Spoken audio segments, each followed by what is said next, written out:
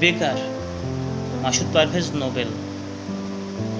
বেকার, আমি এক বেকার, চাকরি নাই তাই ভব করে বেড়াই। বেকারের কি যে যন্ত্রণা, সমাজের কটুকথা আর বঞ্চনা, সব কিছু মিলে তিক্ত কষ্টে একাকার। আমি এক বেকার। বেকার বলে পর হয় প্রতিবেশী, বন্ধু মহল, নিজের মানুষের কাছে হতে হয় তুচ্ছ, বোঝাতে পারি না হৃদয়ে চলছে কষ্টের অনল। বেকার জীবন, কাছের মানুষ আর প্রতিবেশীর কাছে শত বোঝা মাত্র, যেন বাঁকা চোখের অনলে পোড়া ভিন্ন এক গোত্র।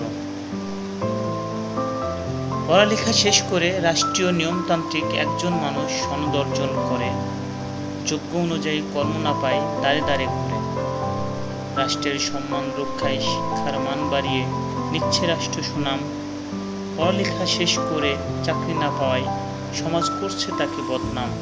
আমি এক বেকার সন্তান।